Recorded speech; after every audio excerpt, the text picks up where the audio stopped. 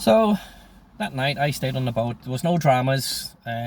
Nobody came down. I don't think people were going to be stupid enough to basically come down and do it again, although you don't really know. Somebody had obviously been paid to sabotage Dave's boat, and it could have been anybody basically. We didn't know. We had no proof of, or nobody seen it, or if somebody did see it, nobody was going to say anything. Put themselves in a position where, yeah, they told Dave, and then there was retribution. There was going to be retribution anyway. When we found out who did it, there was going to be no dramas about that. So, still on the boat, went swimming, had a bit of a kip. Didn't really eat anything that night. I was too angry, to be honest. Did loads of push-ups on the dock. I was into judo back then. I was into Wateroo karate, so I would do kata on the dock and stuff, and do a little bit of training, just to kind of occupy myself and keep my mind in a good place. And 7:30 the next morning, I RV'd or rendezvoused down at Dave's, had a coffee, and told him that there'd been no further drama for the boat. Nobody come down the dock. On my way to Dave's, I met Eddie, the manager of the yacht club, and he said, "Did you sleep on the boat last night, Colin?" And I said, "Yeah." And he goes, "Well, we have guards." And I says, "Well, I didn't see anybody come down that dock to check anything, to check the boat or nothing." And Eddie was like, "No." And I says, "No, nobody came down." So he says, I'll look into that. And then we got to Dave's, had a coffee. Yeah, told him there's no dramas, nothing happening. And Dave had kind of lightened up a little bit. He realised that at that particular time that there was nothing he could do. It was just a waiting process to see if something would come of it, and then we would take appropriate action from there. So yeah, had a bit of breakfast with Dave, some oatmeal, some raisins, a couple of bananas, and then the divers came. So this was Boxing Day. The divers landed about 8 o'clock. They had a cup of coffee at Dave's house. That was one thing about Dave. That was one thing about David. Dave would bring the divers in. It was a great open space downstairs. Everybody shook hands and said how nice it was to see each other again. And Dave introduced me as his cousin and his dive master instructor, and I'd be taking him diving. Richie had taken a couple of weeks off for Christmas. Richie had met a girl, and she was pregnant. Within the 6 months or so of Richie living on the island with Dave, or the year, should I say, Richie was on the island with Dave, Richie had met a girl, lovely girl, called Sue, and Richie was now going to be a dad. So Dave had given him some time off so he could spend with her. I think she was near probably birthing the baby, I'm not too sure. So I'd be driving the boat, and I'd be diving. I wasn't too comfortable with that, because anybody could have done anything to the boat while we were diving. Once we tied to the buoy and we went down diving, the boat was vulnerable, and I just suggested to Dave that if he knew anybody that would drive the boat, would be much better. Dave clicked his fingers, good idea, and he knew a guy called Carlos.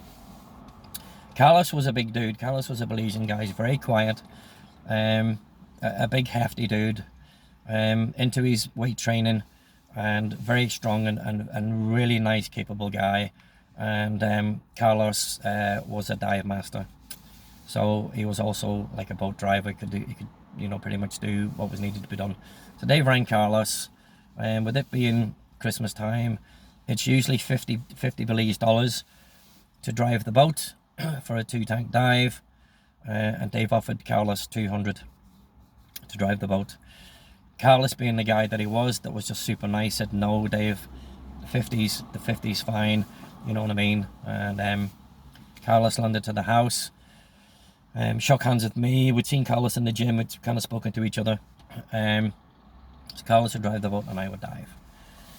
So I told Carlos that we would be going to Esmeralda, which was my favourite dive, and also just out to Andy's Cut, which was the closest one, just to get the divers back into diving again, and they'd be with us for a while. We'd go to more further away dive spots.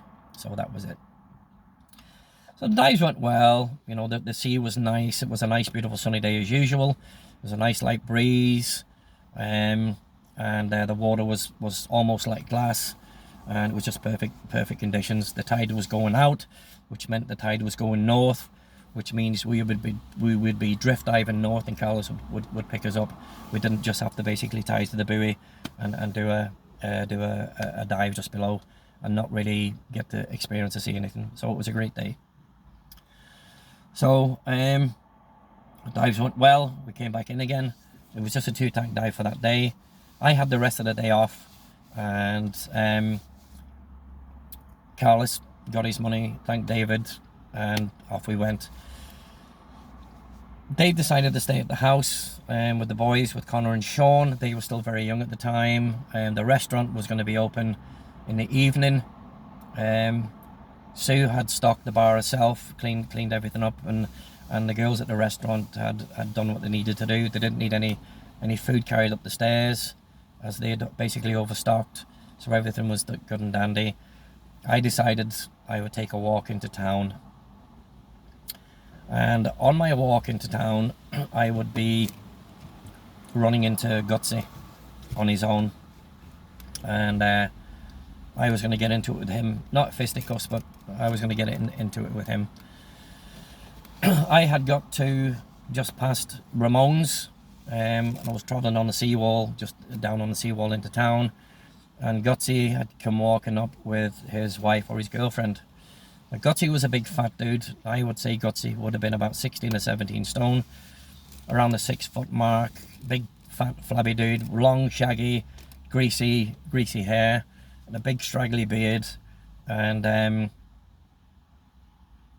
yeah, he seen me and I seen him, and he automatically let go of his wife, and he had a knife sitting across his little fanny pack, or his bum bag, as we call them fanny packs. We called them bum bags, they called them fanny packs, and his hand just automatically went for the knife. My intentions was to walk past this guy and not really have anything to do with it, but he called me a pinchy pendejo, which is, I don't know, something like you fucking asshole or something, whatever it is, in Spanish. And then he called me a puta maricon, which was just as bad, basically. So I didn't really understand swear words in Spanish, but I knew that he wasn't asking me the time or telling me hello.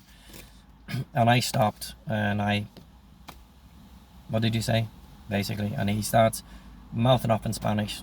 And because he was bigger than me, he thought I was going to back down. So I took a step forward, and he took a step back, and his girlfriend kind of put her hands up to her mouth, and she was asking him to do something. He kept his hand on his knife. I told him he better carry that knife for the rest of his life, and I walked off, and he walked on. So that was it for the day. So that gauntlet had been thrown down by him, and it was to get a bit more serious a few days later, when he pulled up to the dock to get some gas at the bottom of the dock where Dave's boat was, and I went down to gas the boat up, and he was already there with some local guys who started throwing more insults at me again.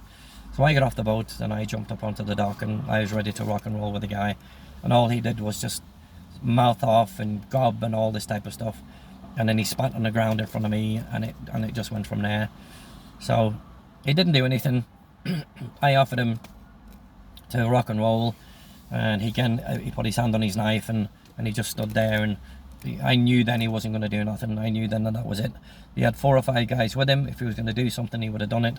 So basically it was all bravado with him, and I was just like a spring. I was ready to go. I was just sick of the bullshit, and he didn't do nothing. I gassed up, got in the boat, went back down, and once everything was done with the filling of the boat and making sure everything was good, I went down to Dave's, and I told Dave what had happened. Dave by then had sourced a new radio. He had one sent over from Belize City with a friend of his, and gave it to me. Had a cup of coffee, went down, got it installed onto the boat again, got the cable going, got the aerial up, checked the radio with Dave at his house. Everything was good to go, and made sure that I had wired it into the battery. Everything was good to go. and yeah, another day was going to begin.